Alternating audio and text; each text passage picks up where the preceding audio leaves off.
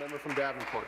Mr. Speaker, as you know, today is Equal Pay Day, and it was my pleasure to welcome the Premier, Minister Malley, to my riding of Davenport this morning to mark this day. My question is for the Minister's status of women. That comes first. Today is a day to reflect on the value of equal pay for all workers in our province. It is a day where we measure just how much more men are paid for the same work as women.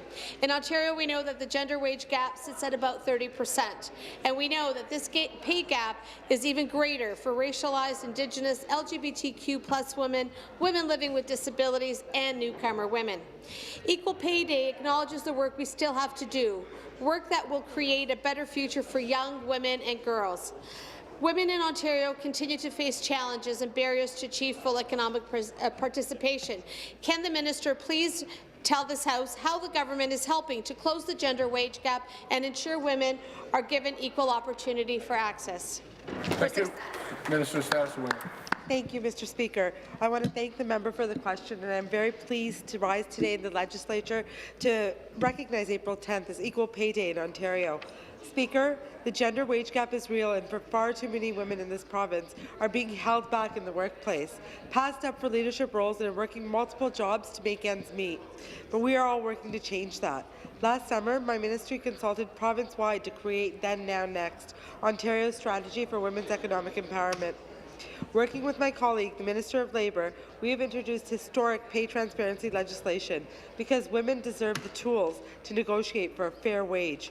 We are leveraging the government's buying power to encourage large firms to meet a 30% target of women on their boards, and it is clear that childcare remains a significant barrier to women's full economic participation. In fact, our Gender Wage Gap Steering Committee's top recommendation was to invest in childcare, and we have 100,000 new childcare spaces. Supplementary. Thank you, Mr. Speaker, and again to the Minister's status of women.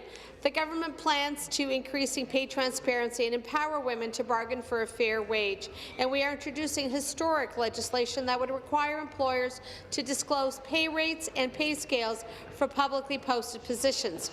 But, Speaker, the reality is 58% of minimum wage earners are women. Many women find it difficult to find meaningful, well-paying jobs.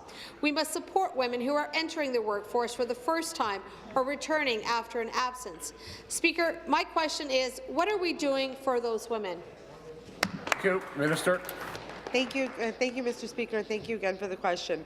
Then, Now, Next, Ontario's strategy of women's economic empowerment is a multi-ministry strategy that will ensure that every woman in Ontario can access their full potential in the economy at all income levels. Our government is empowering women, workers and leaders by expanding women's centres so that they can provide much-needed support to women rebuilding their lives, including those living with violence, and enforcing Get On Board, Ontario's implementation plan to promote women in corporate leadership, because increasing the number of women on private and public boards is a step in the right direction.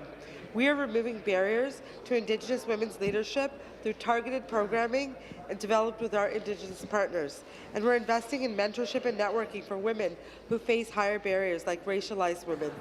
We are also establishing an Ontario's Women Entrepreneurship Association to increase women's access to opportunity and to scale up and expand ventures.